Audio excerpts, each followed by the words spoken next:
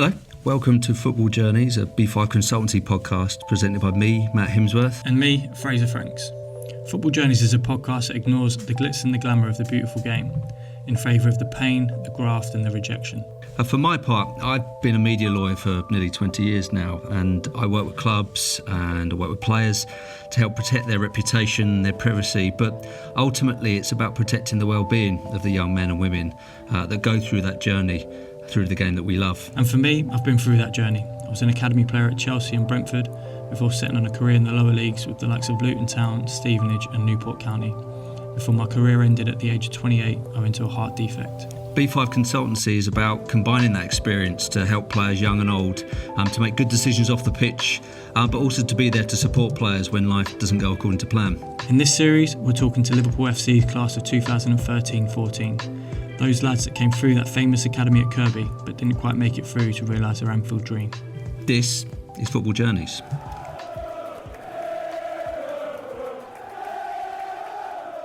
This week at the Hope Street Hotel, we were joined by Adam Anson, house DJ, sports science student, grassroots football coach and company director.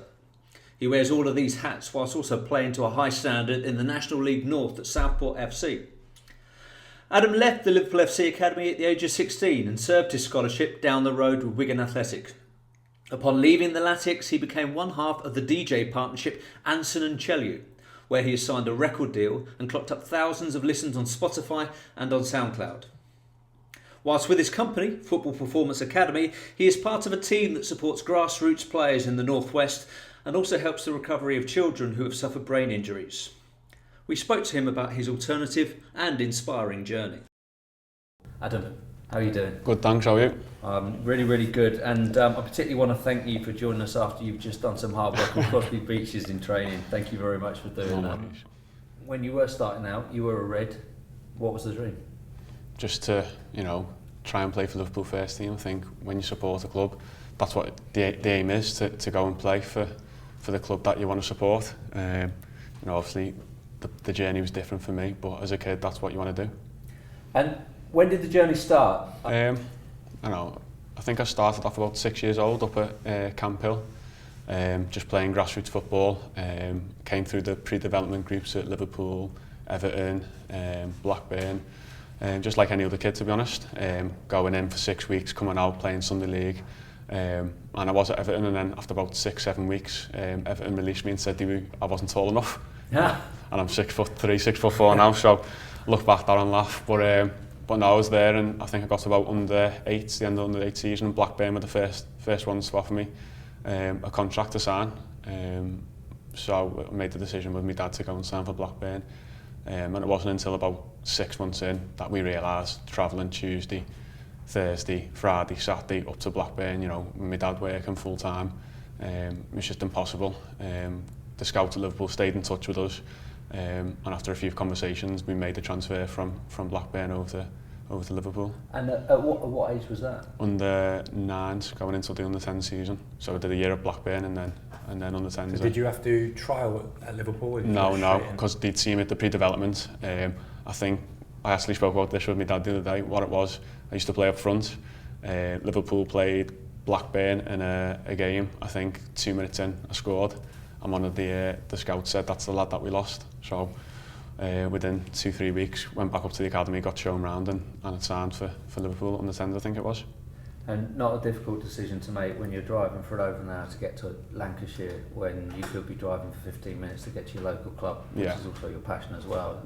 Yeah, as soon as Liverpool was, and my dad said, as soon as Liverpool were interested and the contract was there to go and sign for them, I think it was a bit of a no-brainer, and it was sorted within 2-3 weeks, and that was it. Tell us about those early years at Liverpool. Experience like? Surreal. I said, 14, 15, you said you're getting taken on trips to Qatar, all paid for. Do you know what I mean? Something that you've never experienced before. Going through the academies, I said up to about under 12s, under 13s, I was a starter. I said, I know it's mad to say, but I was playing every game, and I think I got to about under 13s, under 14s when I started it in the growth spurt. You know, Osgood slaticism in my knee, getting injuries all the time, and my career just went from being up here, you know, just coming over from Blackburn to Liverpool and being, you know, one of the main people to just rocket them down under 13s. But no, the experiences were definitely a different class compared to, you know, when you join Wigan and you go to different places, you go and play Category 3 teams. So that at Liverpool you go and play Category 1, facilities are world class, you're playing on pitches that are unbelievable. So no, decent. What kind of character were you when you first went in there? Were you a confident lad? Did you feel like you were one of the better players? Did being a Liverpool fan add any extra pressure with your friends or family or on yourself?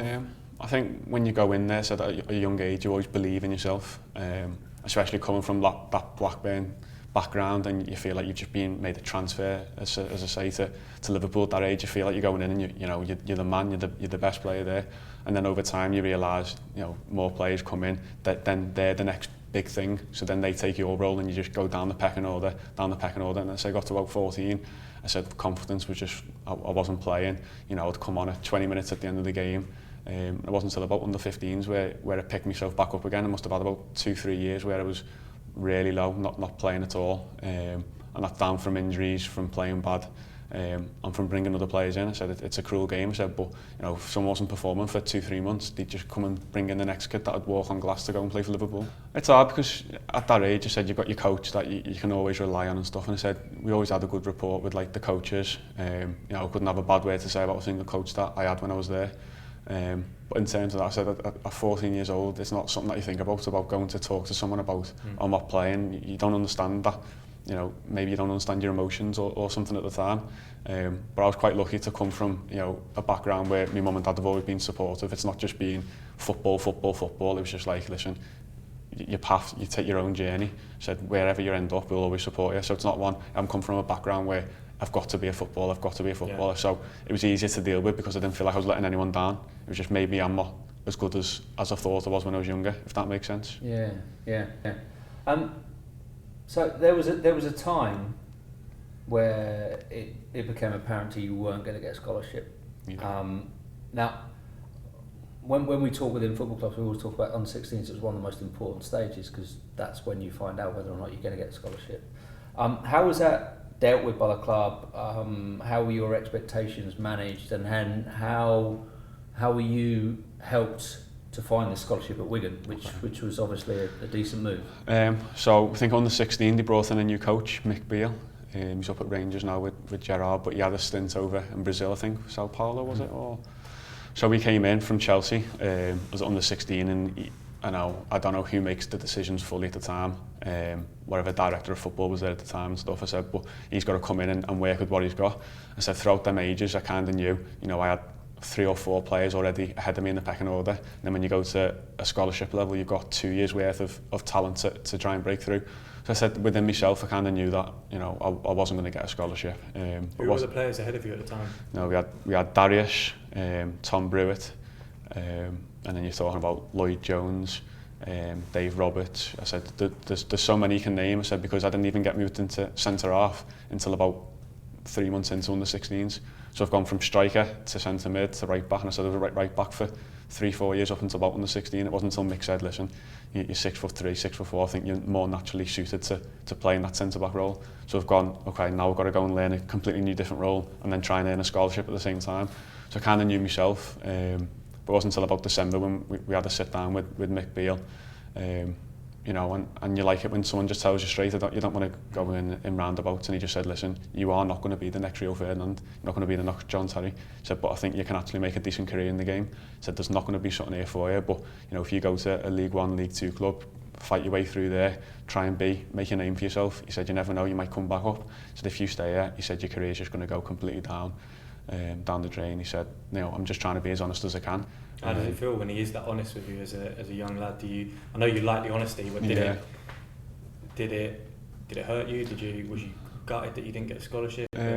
In some sense, you're gutted, you know, because you haven't gone on to play for Liverpool first team. But it was some sort of relief to hear the news because you've been anticipating it for the next 3 months. When are we going to get told? And then you get the news and you're just like, you know, I was right. I'm not good enough to go and play for Liverpool. But at that time, you don't understand your emotions. You don't understand what's your next move going to be. So I said, when I heard that news, I just thought, right, that's fair enough. I'm not going to be a footballer. I can concentrate on school. I can go and do this and do that. It wasn't until Mick said, listen, you know, I've got clubs that have been ringing you already saying, come and trial this place, come and trial this place. And you think, you know what, I can actually go and do something with football still. Just because it's not at Liverpool doesn't mean that I'm not going to, you know, make a career somewhere else. So the conversations being had between Liverpool and those other clubs, so they're looking to help you to move on? Well, before that meeting, I don't know how it happens, but they must have had phone calls with the other clubs saying, listen, we're going to release this kid, take a look at him. So within a day or two, Mick had passed on the contacts to me dad. I'd say I went into it for a game with Crewe, went in for a trial with Blackpool, Leicester, went for a trial game at Leicester, and Wigan, all within like the same week or two. And I think just being at Wigan, it was more the family feel, and you have a few familiar faces up there. And they were a centre of excellence a few years ago, so they were just coming into a Category 3 club, so it wasn't like the expectations wasn't there. They didn't expect to be the best academy, so that kind of pressure, it wasn't on me, do you know what I mean? With, when a coach is sitting there and telling you that you aren't good enough, did you think you were good enough if you were given the opportunity? No, I don't think I... in that sense, you see some footballers and you can see the talent. Yeah. But if you're talking about me being the next Virgil van Dijk or the next Joe Gomez, you know, it's a completely different ball game. I mean, I'm still playing non-league now. I said, and I'm comfortable and happy playing it. I said, and the main thing is I enjoy it. Because I got told at 16, I think you didn't bring players in until, you know, 16 plus. I said that's when the more foreigners come in or more players get bought from, you know, your lower league clubs and come in. I said, so in that sense, I'm quite lucky that, you know, I got shifted on a bit before that phase, so I haven't had to deal with that part of it. I said under 16s, I said we had players coming in from, I think it was Wigan Academy. They were from some African country, I can't think of it now, it'll come to me in a second, and we played them in a tournament and they invited 2 lads over there at 16 years old. I said, so the opportunities is that they're bringing in players from all around the world and they're trying to take your shirt. I said, so the realisation was, you know, if you're not the best, you're going to get shifted out, and I knew I wasn't the best. So I knew my time would come to an end at some point, whether under 10s when I thought I was going to play first team. I said throughout the ages, say you get to under 15s and you realise you're not going to be the best player. I wasn't the best player at my age group, so I'm going to be the best player at first team level. Yeah. So I said that realisation set in, so you can kind of deal with it at 15, 16 when you get told, listen, you're not good enough. That realistic and mature attitude and the willingness to step down a level is something supported not only by Adam's former coach at Liverpool, Mick Beale, but also by Liverpool legend and Kirby alumni, Jamie Carragher. What's really important in the academy system now, if I've got 2 sons, and if one of them was in the academy system, it's pathway. So is it better to be at Liverpool, maybe a stronger academy in terms of name and in terms of coaching, or is it better to be at a lesser one where your pathway is clear? So someone like Adam Anson don't get offered a scholarship, that could be a blessing in disguise. But my son's left Liverpool, he got released, he's at Wigan now, he's flying, he's doing really, really well. I don't think he is embarrassed, I'm not embarrassed by it.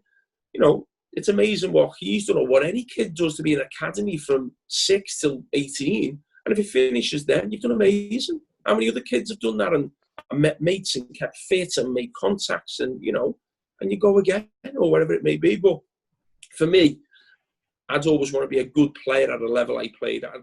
But it helped you made it what was turned out, I think, to be a good decision. You went to Wigan's Academy. You said it was a Cat 3 academy. They had been a Premier League team and just been relegated. Yeah. Of course, that doesn't impact the academy, which was operating, I guess, at a League One standard. Yeah. What that meant is the quality of the pitches, the quality of the facilities they're playing at. Is it John Rigby College in Wigan? Yeah. I mean, tell us about those early days at Wigan when you realised what it was like to really earn your money. So you turn up at under 16s to go for a trial. You know, you're expecting to go to Wigan Academy and you turn up at a school and you're just like, it's completely different where you've been playing on grass pitches, turned up on AstroTurf, 4 different age groups all set up around the pitch, and it was just like, right, go and train. 1 coach, where you used to like 3 coaches at Liverpool. Completely different, I said, but it sets you up where you realise where it's not all about money. You know, this is real football, this is what it's about.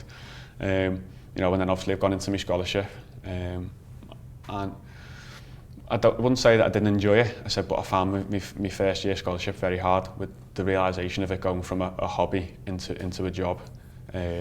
you know, I think we had to be in for 8:30, and my train used to get in about 8:15, and sometimes if the taxis weren't there, we'd get in about 25 to, so we'd be 5 minutes late, and the early train used to get us in an hour earlier, and that was it. And our gaffer, Joe Parkinson, used to play for Everton. He said, no, he said, if you can't make it on time, you get the early train.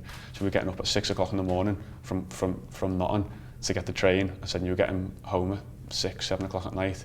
I said, it was long days, and you think about it, £125 a week at that age. I said, you know, it was tough, but wouldn't say I didn't enjoy it. I had a lot of experiences from it, but I did find it very, very tough. What are some of them experiences? So if you're getting an early start and you're getting in late, was it more of the old school? You did jobs, you swept the changing rooms, you did the boots, you did all that kind of stuff? It was very, very old school. You know, you had boots for your first team players, so you took on 2 or 3 players. I think my first year I was on Grant Holt, Ben Watson and Ali Al-Absi. So there's still a place for that in football, I think, because it's great for you as a young lads. I always used to enjoy it. It builds a relationship with first team players. I think it's, you know, it humbles lads, and it's like, right, you know, you're going to have these long days, earn this professional contract, and you know, you don't have to do all these jobs, and you become a pro for young kids. No, I agree in some sense. I said, but my problem wasn't with doing it as a scholarship. It was when I went into a pro and we moved over to Exton, a new training ground. It was Bolton's old training ground, and the scholars stayed at the old training ground. So the reserves or the under-23s were like the scholars. So I'm going in and I've signed a two-year pro contract, and I'm still cleaning, you know, people's boots. I'm still collecting mannequins after training. Didn't feel like a pro. So you didn't feel like a pro. So that was more the issue that I had. Even when we were at YTS, though, it wasn't just jobs. It was like more the groundsmen would give you their jobs, if that makes sense. Yeah. So it was like we were like the, I don't know what word to put it, but they seen us as like the babies, where, you know, it wasn't just YTS, you do your jobs. It was like, okay, well, I'm a groundsman. He said, go and move that dugout from one side of the field to the other, when he's employed to be a groundsman. So it wasn't until, I'd say, after December in my second year scholar, where I started to pick it up, after being told that, no, listen, you're not going to get a pro here as a centre-half. And it wasn't until then that I asked to go up front. I think there was an old Liverpool coach, Paul Lever. He does the FA coaching now. So when people are doing the badges, he comes in and assesses them. He came in and spoke to Alex Gibson, who was helping out Gregor, and said, listen, he used to be a striker, you know, give him a little try up there.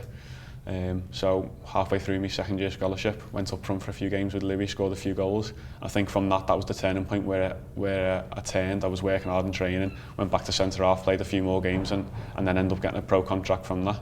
Do you think you are a striker? And I don't mean that disparagingly. The fact is, you've become a centre half just because you got long and drawn out and you became 6'3", 6'4". Yeah. But you know, you've always seemed to have a striker. I mean, I'll be honest. You know, some people might laugh at that. I still think, you know, when you think about it, every age group that I've been through, even clubs that I play for, I bet you if you rang every manager will say how good he is for a centre half with his feet. I said, so in that sense, because I've played striker or I've played centre mid for that long, I said I'm more naturally gifted than some centre halves in that sense to play up front. You know, I've missed out years and years of experience playing up front, but I feel like I could go and do a job if I needed to.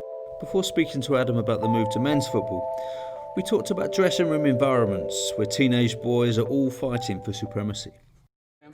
It's quite hard for coaches to be in and around it 24/7. You know, they're never in the changing rooms as an under 15 or under 16 player. You come in, say training starts at 5:30. They don't see you until 5:30, but you might be in the changing rooms from 4:30. So you've got that hour from 4:30 to 5:30 where no one's in and around the changing room. You know, after training, you know, when people are getting in showers and stuff. And I said at that age, emotions, everyone doesn't really know the line between banter and bullying. I said, and looking back on it, you could say where, you wouldn't say players got bullied, but you can say people definitely threw the weight round where they were like, maybe seeing themselves a bit more superior and that they could get away with a few more things. You know, it was always banter, but sometimes it went that little bit too far. But at that age, you never think, oh, I'll step in and say something, or, you know, maybe sometimes it was happening to someone else. And I don't know, it's tough to say because you wouldn't class it as bullying because we were all teammates, we were all like a close group. It never really is even if I look back, it never really is in football because it's the word banter gets chucked about. And there's a lot of, especially at first team level, and there's ruthless banter, and you know, anyone that comes in from anywhere else you know, it doesn't happen in any other workplace, but you put it in football. Yeah. And we replace like the word bullying with banter sometimes. But things like getting in the showers, as a 13, 14-year-old kid, it's a nerve-wracking thing for, especially if you're playing up with the under-16s. And I remember these lads were like coming in, driving in cars, were like 6'3", and you're in year 8 in school, and it's like, right, in the showers with them. Yeah. And as you say, that line between banter does get crossed, and it, you know, football can be you know, you've got a lot of lads that are going through different stages of puberty, and it's a daunting experience for a lot of kids, and I have seen a lot of kids suffer with it. Yeah, I mean, I can speak from a personal perspective. You know, I started puberty probably a lot later than some people. You know, some people were having beards when they were 13, 14. Yeah. I said, so for me, after a game, you're getting into changing rooms, you go into the showers. I said, most people would wear sloggies or ballies or underpants, whatever you want to call it. I said, and then it gets to about under 15, under 16s, and all these macho lads who have, you know, all hairy and that they want to go and prove the masculinity. I said, and then you're there, who have, you know, you're still only just starting puberty and that. And I said, in that sense, yeah. I said, then there's a fine line between, you know, trying to grab someone's ballies off them and stuff. Do you know what I mean? I said, and it is banter, do you know what I mean? They're only having a joke and stuff like that. I said, but some people don't understand that. Some people are different, they might react different. So you end up getting a pro deal and you stay at the club for the next couple of years. But I mean, talk us through those couple of years. Yeah, how close were you to becoming a first-team professional at Wigan? So started off pre-season. We had an under-23s. It completely changed from when my first year scholarship. I said they used to have an actual 23s team, ran properly by a manager. I think they must have had 14 players, and it was properly ran. I said, and then they reduced the budget, and basically what they wanted to do was have, you know, 6, 7, 8 players where the gaps were filled by under-18 players, and then the gaps was filled from first-team players that needed some game time. So we never ended up having an actual team. So in that sense, it was quite difficult because, you know, you go out to train. If the first-team players took two of your players, 2 players were injured, you're left with 4 players. I said, so luckily, them players could train with the under-18s because that year we were at Christopher Park. The year after, when we went to Exton, it was just us and the first team. So in the first team, only needed 2 players. You had 2 players injured, and you had 4. Them 4 couldn't go and train with the under-18s. They had to go and train. So you'd be doing a session with 4 players. So it was a bit, you know what I mean? So that was tough in that sense. But obviously, I started off with pre-season, didn't expect anything. And it wasn't until I played against Southport for Wigan, I came on for 25 minutes. And you know yourself, when you've had a good game, you go home and you reflect back on it, and I was like, you know what, I've actually done well there. And then from that, Gary Caldwell, the manager at the time, took a liking to me, started asking me to come in, train with the first team. I was still in the 23s changing rooms, but every time I was going out, I was coming in the morning, our gaffer would go, no, you're with the first team today. And looking back on it, I should have had more make it more, you know, this is my opportunity, I'm going to go and take it. I was more wanting to train with the 23s rather than wanting to train with the first team, because I didn't like the environment of going in and not knowing anybody, not being the, you know, in and around it. What was the environment like when you trained? Was it more ruthless? Were you almost scared to make mistakes or a little bit intimidated by it? Yeah, I wouldn't say you were scared, I say you were intimidated. That's probably the best way to describe it, because you were going in, I said, no disrespect to any of the first team players, I said they were all top class with you, but you didn't feel part of it. Yeah. You weren't a first team member. You were going in, you'd run up to the first team pitch, which was a level up. You'd run in and they'd all be in like the little group circles, and you'd just be standing there, you know, who do a talk to. You might get the odd comment. There was one fella, Jason Pierce, he plays for Charlton now, top man. Always made you feel that comfortable, and you still had them players. Yeah. I said, but you know, you never felt in and around it. But no, I did enjoy it. I was playing first team, playing the friendlies, training every time, and I said I was on the bench, I think in the Capital One Cup against Bury, and the Johnston Paint Trophy, which they've renamed, against Crewe. So I was in and around it. And then it got to, I think it was October time or November, and the gaffer said, you're starting against Blackpool on Saturday. And I've always looked back on this. I was struggling with back problems at the time, and looking back on it, I probably could have played through it. And I've obviously went in and the nerves have got too much, and I've thrown in the towel and said, my back's sore, can't play. That was a Johnston Paint? That was a Johnston Paint Trophy, and that was at DW Stadium. So within 2 days, I think that was probably the start of the decline. If you know, he's got a player and he's sort of given him opportunity to go and play against Blackpool first team. Told me I was starting, and then 2 days later I've gone in and said me back's sore. And was it purely like, I know your back was sore, but was it? I think it was a combination of both. You know, I'm not one to say my back was sore. I was struggling with the phrase, was getting acupuncture and stuff. But then you look back on it and go, you know, what could you have played on it? Probably could. Yeah. But then would have done myself justice. You know what it's like when you try and play through an injury. It's always on your mind. You never play 100%. So if I took that opportunity, you know, I might have messed it up completely. Now I haven't, but then I haven't taken the opportunity, so I would never have known. So no, that was a bit of a you know, a back step in my Wigan career. And then. Do you think the manager saw you differently after that? Did he? Not from that. No, I was still training with the first team. I was still on around it. It wasn't until I went to Macclesfield on loan. I think that was in December time, January time. Yeah, Tim, how did that come about?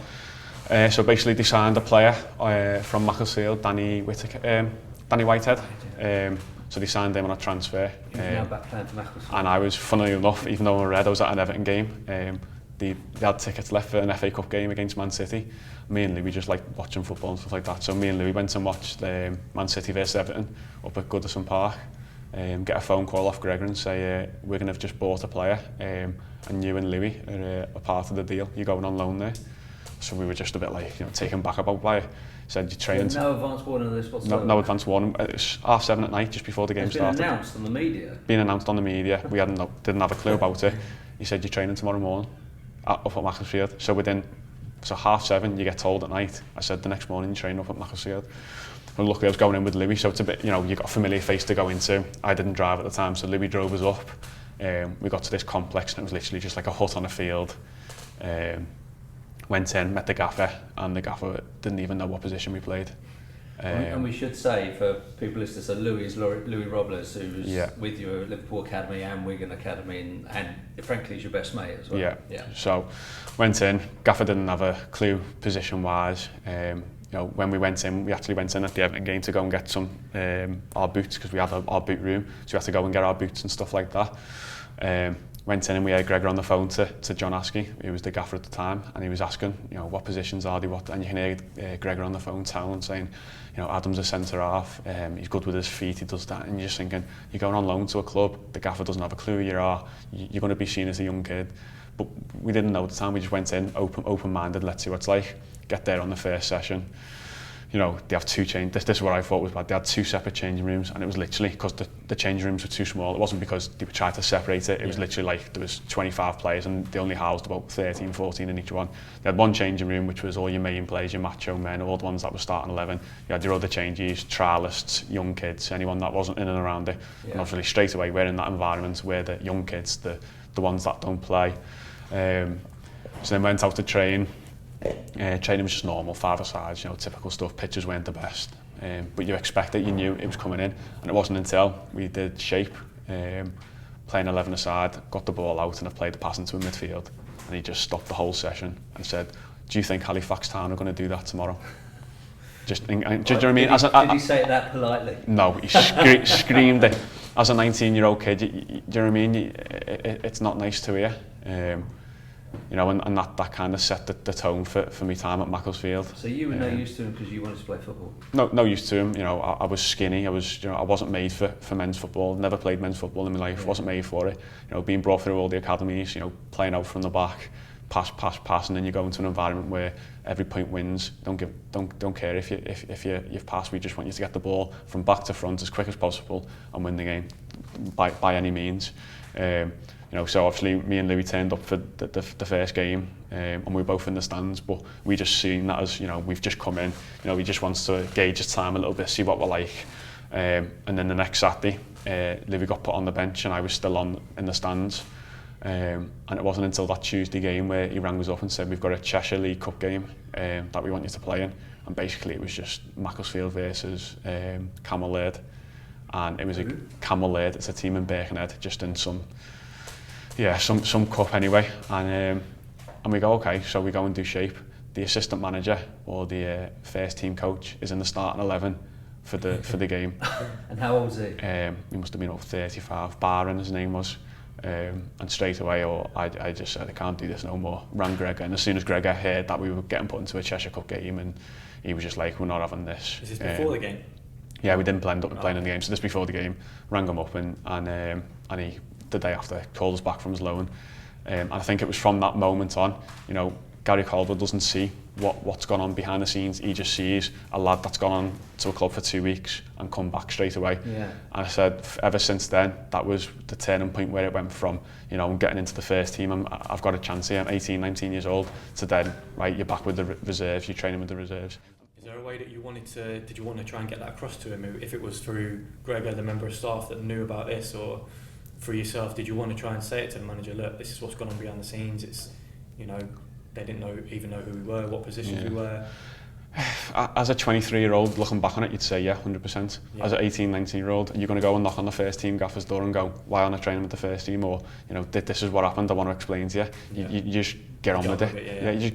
You still see yourself as, you know, nowhere near the first team. You don't have the balls or, you know, to go up to the first team gaffer, knock on his door and say, why aren't I playing, why aren't I training? I said, so look, as a 23-year-old looking back on it, when you've had them experiences with managers, you've had fights with managers, you know what I mean, you've been in that environment now where, you know, you've got that relationship with managers. I said at the time, you'd look back and say, why didn't you go and say something? Or why didn't you go out there and put yourself out as an 18, 19-year-old kid? I said, at the end of the day, we're all playing for Wigan. I said, it doesn't matter if you're on £5 a week and I'm on 200 quid a week. I said, we're all trying to fight for the same shirt.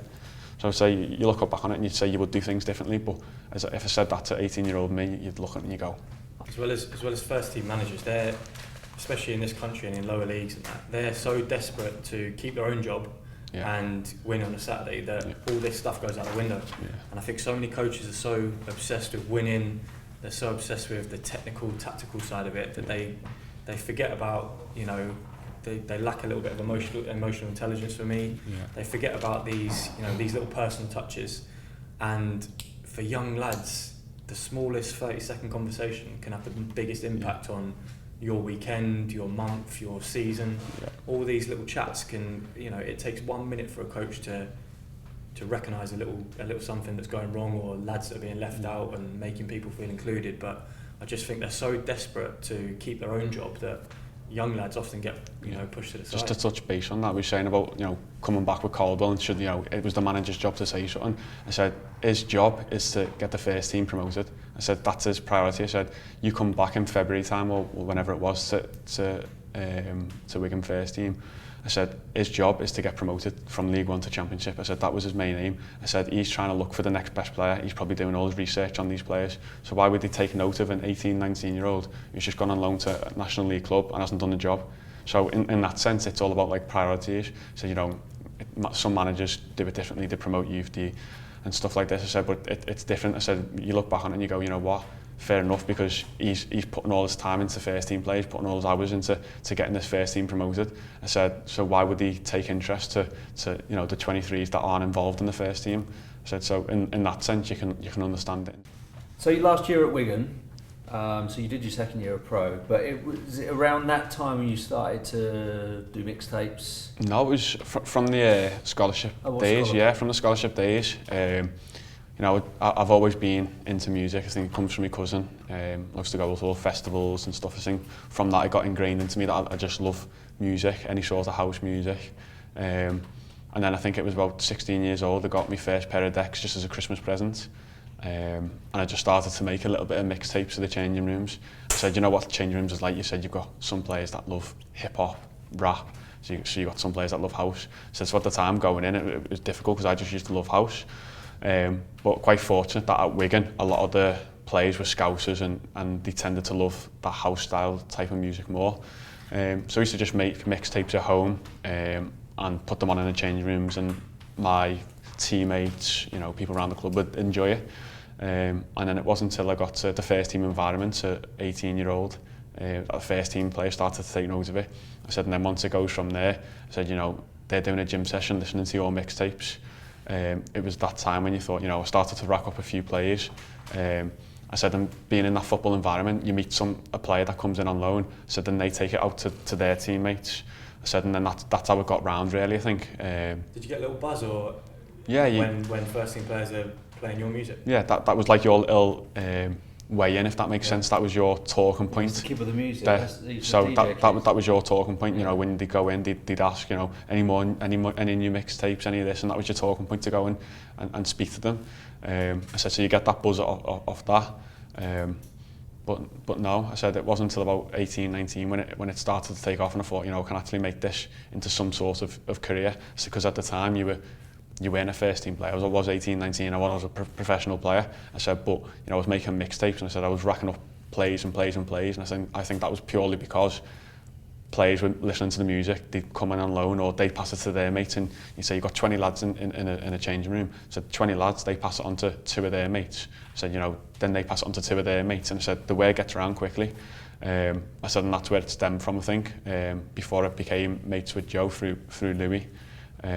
I said both ended up being DJs, and that's where Anson and Chelly came together from there. Yeah, so Anson and Chelly, so when you say Joe, you mean Joe Chelly, who's your DJ partner now. Yeah. And I guess that came about after you made the move away from Wigan and started playing non-league football. Yeah. Did playing part-time give you a better opportunity to explore your DJing? Yeah, so I'd never played on, you know, they're called CDJ decks, which are actually club decks, what clubs use. So it's completely different to, you know, a controller, which is, you know, you've got your laptop in front of you, you can see where in and out and how you mix, and I don't want to go too technical. I said, but when you're a pro, I said, you're still in 6 days a week, 5 days a week. I said, it's impossible to become a DJ. I was more of what you call a bedroom DJ, or I was making my own mixtapes. I wasn't playing in clubs or anything for money. And it wasn't until I went to Chorley, where it became part-time football, where I thought, you know what, I'll start doing a few gigs if I can get myself out there. And luckily, because I'd built up a little bit of a brand with me and Joe, and we'd racked up, I think at this time, about 500,000 plays on SoundCloud. I said, people take a notice to you and think, you know what, 500,000 plays, must be doing something right. And we were quite lucky. We got an opportunity from an event called Lacora to support someone called Ferric Dawn. You know, he's a DJ, he's probably had 3 or 4 #1 hits now. He's on Defected Radio, Defected Records, all the big name labels. And from that was my first experience of actually playing in front of a big crowd at 19 years old, playing on club decks, which is, you know, completely different. You know, I remember weeks leading up to it, I was concentrating on football, then I'd go home and I'd go and practice in Pirate Studios in town on the actual decks. You rent them out for £20 an hour, and you're practicing, so you're going from playing football back to DJing, and back to football, back to DJing. But then there's still that, you know, environment where you're still a footballer. I said, you might say part-time football is completely different to full-time. I said, but the only difference is that you don't train on a Monday and Friday. I said, I still had them Saturday games. I said, you know what DJing is like, or you know what club, when you go out clubbing, Friday, Saturdays are your main nights. Yeah, they're main DJ nights. So what was football's approach to you and your DJing? It was quite under wraps with, you know, the gaffer at first, you know, at Chorley. I said, Friday nights I tried to avoid them. I said, but when you get given an opportunity, it's just like football. How can you turn down an opportunity to go and play? There is a DJ, you can probably do a bit of research on him. As soon as I tell you, Simon Dunmore, his name is, and he is the head record label owner of Defected Records, which, you know, you've probably heard Pump It Up on the radio by Endor. You know, you've heard loads of classics, or every classic song you can name of has probably been on Defected, so it's been on his label. I said, and they give us an opportunity on a Friday night to go and support him, come on at 12 o'clock till 1 o'clock, and he takes over the decks. So why would you miss that opportunity? Even though so it's having the balance of you're a footballer but you're a DJ at the same time. Do you think it helped with a lot of your mates would have been released and their whole life was football? Yeah. I'm quite big now on players having outside interests, and you know, for you, if you're having a tough time at football, you know, you can switch off and you've got something completely different. Do you find that helped you when you got released, and you know, some of your mates probably took it a different way? You went into part-time football and still had this, you know, 2 passions going at the same time. Yeah, I mean, it's like your escape from football. Everyone's got different things, you know. Some people do yoga, some people play golf. Terrible at golf, by the way. I said, so music was my little escape. And I says, in terms of coping with it at the time, I was 18 years old and I was doing this music, you know. But Louis was playing in Spain at the time. You know, sorry, Mum, if you're listening to this, but I got fined a week's wages by Wigan at the end of the me pro, because I got told I was getting released, got a plane to see Louis for the week and just didn't turn up. I said, and that was my way of coping by getting away and getting out of the country. And I went and so you were told by Wigan that you were going to be released. Yeah, and a day later I got to get away from that, understandably, it's a tough thing to take. You take yourself away, you go and visit Louis, and then they pick up the phone to you and say, you've gone missing. Yeah, got a phone call, I think 2 days into the holiday, and basically they said, you know, where are you? And I said, well, I've been released, there's a week left of the season. They said, well, you're still getting paid by the chairman, you're still a Wigan Athletic player. You know, so at the time you just think, I don't even want to deal with this, just turn my phone off, didn't reply, then got back. And the head of welfare messaged me, the academy manager messaged me saying, we need to have a meeting with you. Came back, had a meeting with them, and basically the chairman had decided that he wanted to fine me a week's wages for not turning up for the last week, even though it's been released. So. And what would you have done in that last week?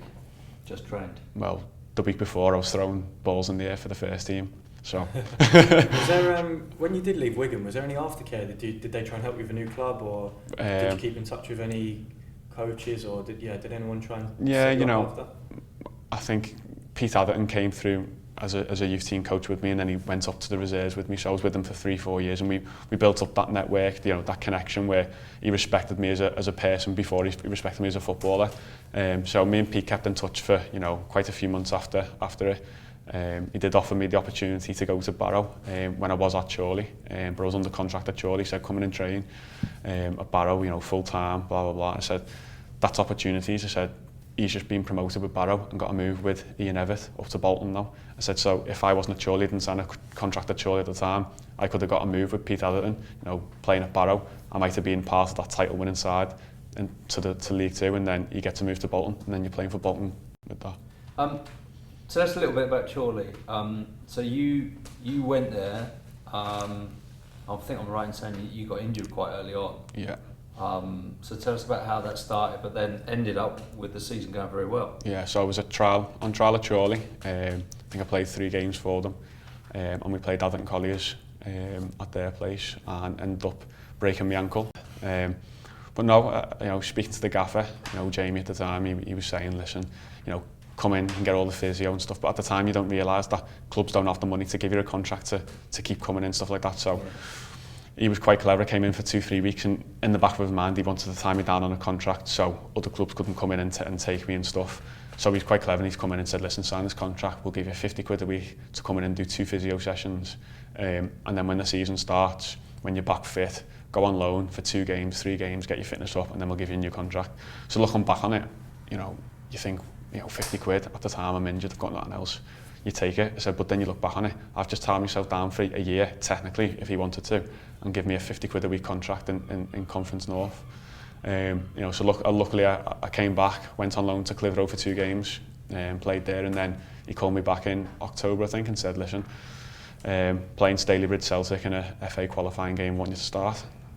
I think I've met the lads 3 or 4 times in training. I said I've been in physio, but I mean actual training and games, I've probably been in and around it, 3 or 4 training sessions in the games. I said, so I've come into an environment and it's like you're coming on trial and you're playing a trial game.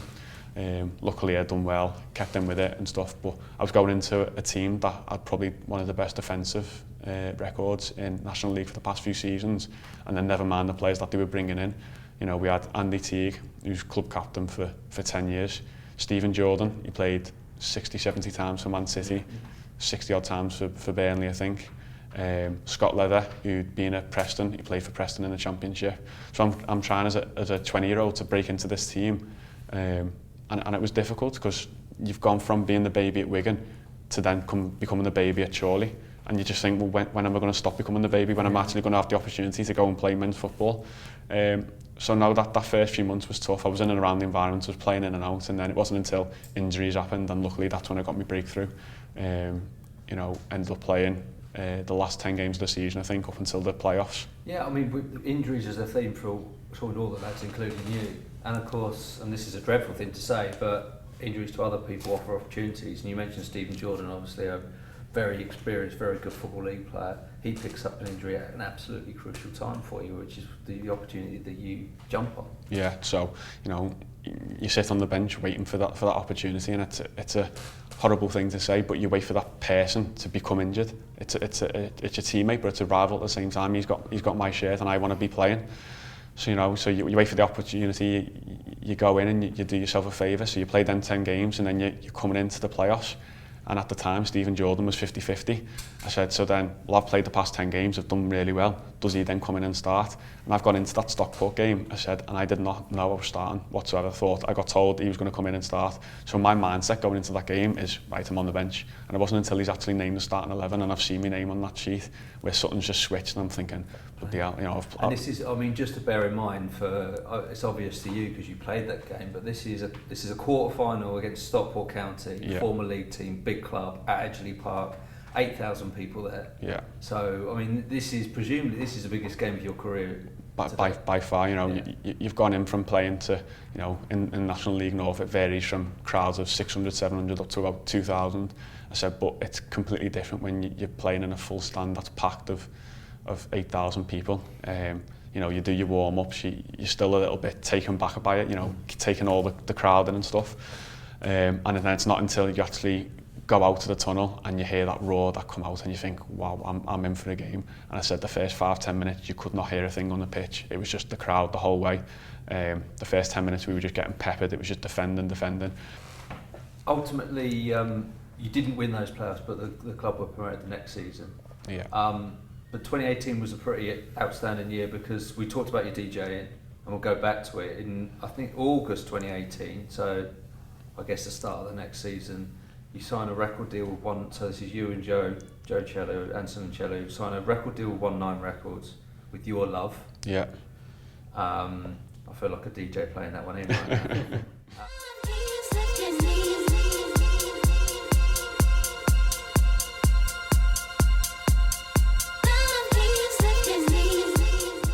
And then in the September, you start a degree in sports science at John Moore University. Yeah. I think the first time Fraser and I spoke to you, you said, I've got fingers in a lot of pies. And it's absolutely right. I mean, what a year 2018 was. Your football was flying, your music's flying, and then you're giving yourself another challenge. I think it was just coming back off the release from Wigan. I said, you know, what am I going to do? You know, I was quite lucky. I was always intelligent in school. My mum and dad always pushed me to actually stay educated. You know, I got good grades in GCSEs and then went on to do a BTEC. As most people in the scholarship do. Got good grades there and I'm quite lucky that Mike Hearn pushed me all the way to make sure I got them grades because that in turn let me go on to university. I know one of the other lads on the same course as me at Wigan didn't get the grades and he couldn't get into the same course as me.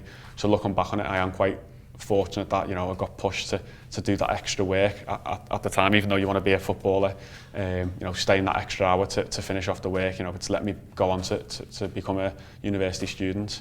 But in terms of the course, I think it's just something that is ingrained inside you, do you know what I mean? I said I've come from a background, you know, my dad's a doctor, mum's a nurse, my granddad was a chemist. I think that sort of science has always been ingrained in that side of the family, so I was always interested in that, but I always wanted to say something similar to sports. So I think just hand in hand, they just both went quite nicely together. DJing wise, I said I find it difficult to do Friday gigs.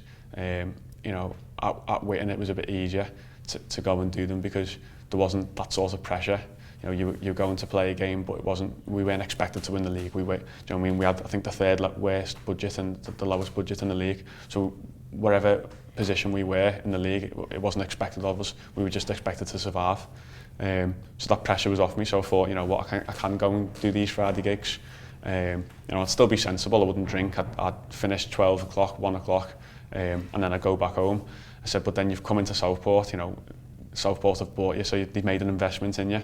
I said, so I feel now that I've got to, you know, put DJing on the back burner a little bit and go, you know what, this is me full-time job in a sense, even though it's part-time, this is the main career path, and then the other things coming around it. So in terms of balancing it, it can be difficult. So, from my limited understanding, house DJs and sets can be at any time during the night. Oh, it can be 6 in the morning. So you and Joe get booked in for a Friday at 3 till 4 in the morning. Yeah. Like your answer's, Joe, you're on your own. Yeah, so basically it's happened before. You know, we always go with this event company, we always say 12 to 1 is the preferred hours. But a lot of the time, we're not the headliner, you know, we're not a big DJ, you know, usually bring in DJs from all around the world and then they could get priority on the time. So usually they're on 1 till 3 because they're the main headliner, and your slots are either 12 till 1 or 3 till 4, and then you've got your warm-up packs just on before 12. And we've always been 12 to 1 for this company. I said 12 to 1, 12 to 1. I said we've done 4 or 5 for them. Come to this 6th one, and the day before they go, you're on 3 till 4 this time.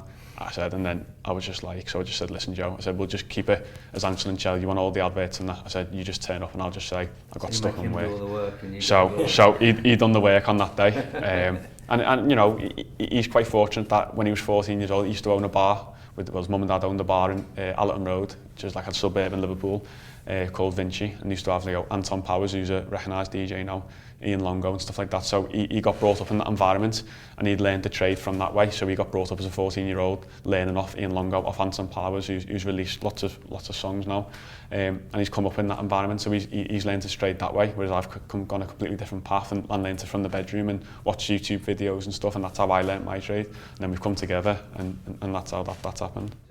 So you're a director of the Football Performance Academy. Yeah. So it's run by 2 successful ex-pros, Robin Holbert and Michael Jackson. Robin was at Port Vale, Bristol City, to name about 1 million clubs. Yeah. Michael made his name largely at Preston, not to be confused with his famous namesake, so I'm sure he's mentioned it by everyone that meets him. Tell us a little bit about that, and one thing I'm particularly interested in is the work that you guys do with helping to rehabilitate children with brain injuries, which I think is tremendous. Yeah, so I'll start from the very start. Must have been about a year ago now. I think it was the summer months of last year, and I was just thinking I want to do something in the summer. I wasn't getting paid in the off season. You know, part time you don't get paid in the off season, so I thought I'll go on Indeed, have a little look around. Seen a few summer camps and stuff, and I seen this advert for like a development coach.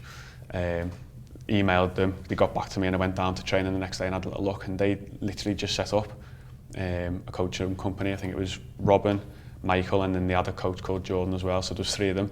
And on the first session, you know, it's like when you're starting a business, it's tough. There must have been about 16 kids on the first session between 4 coaches. I said, so, you know, what money you charge? £5 a session. I said, it doesn't even cover the pitch fee. I said, but they had plans. I said, credit to Michael and Robin, you know, they work hard and they built the company up within 2-3 months to get a turnover of 40-50 kids within, you know, 2 hours of training. But we were all working full time, and obviously my work, they're all part time, but it adds up to a full time job. So it was still like, it wasn't a full time job, but then this became a full time job as well from it. I said, so we set this up, and about October time, it started to just boom. And we started looking for our own facility, because we were training one time Wednesdays in Halewood, Fridays at Hale, Saturdays in Riversdale, which is by Egberth. So we were just all over the place, you know, setting goals up, samba goals. You know, it went from an hour coaching session to getting there an hour before and getting there an hour after. So, you know, we brainstormed, had a little look around, and luckily a pitch came up down in Hale Village. It was used by Hale FC, I think it was called, and they just folded. It used to be a cricket pitch, but they had changing rooms, toilets, cafe, and we went in there and it was completely run down. Green carpets, you know, spiders everywhere, honestly, I said. And then we just constantly just kept on brainstorming ideas, and Michael has a home care business, so he's been in that sort of industry. And luckily we set up a meeting with a neuropsychologist, Penny Trainer, and she works with children with acquired brain injuries or traumatic brain injuries, and that basically means, you know, people that have had car crashes and the functional abilities aren't the same from before. And we just thought, you know what, there's no rehab for them that offers, you know, football. Everyone loves playing football, so why isn't there a programme out there for them?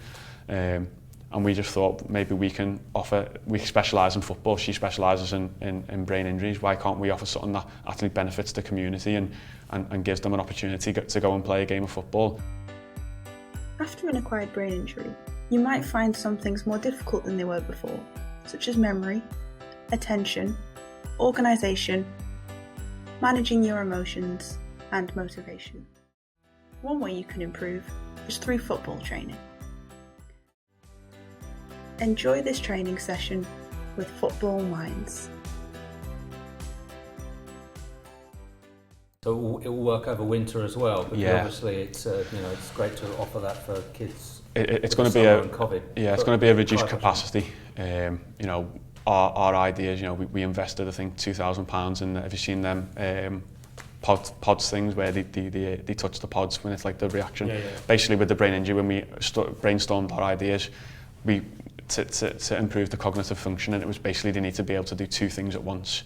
So a lot of them lose memory, a lot of them lose the ability to move or coordinate. So what we wanted to do was to actually be able to, the first activity we had was where they had numbers on a board, and at the same time they had to, you know, either balance a football on their hands, or the pods was where they had to react. So they would read the numbers out to the camera, and then they were touching. If it lit up red, you had to touch the red. If you lit up red over there, you have to touch the red. So it's basically combining two things at once, you know, and that's how they improved.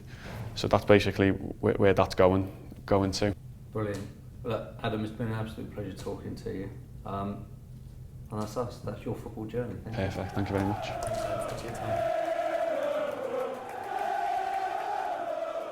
Thanks for listening to this episode of Football Journeys, and thank you to all those who supported us. Do come and find us on social media at JourneysPod on both Twitter and Instagram, where we'll be sharing more content. If you want to get in touch with us, you can email us on footballjourneys@b5consultancy.com or visit our webpage, b5consultancy.com/footballjourneys. This podcast is produced by B5 Consultancy alongside Ricky Valentine, who himself had an academy journey with me at Brentford FC. Special thanks goes to the Hope Street Hotel for their hospitality and Liverpool FC for supplying some of their archive footage. Lastly, thanks to the lads for telling their stories and to the contributors who gave up their time to share their memories of the lads. Please do like and subscribe. If you feel we deserve a 5-star rating, then please give us one. The more successful this podcast is, the better chance we have of producing more episodes and further series.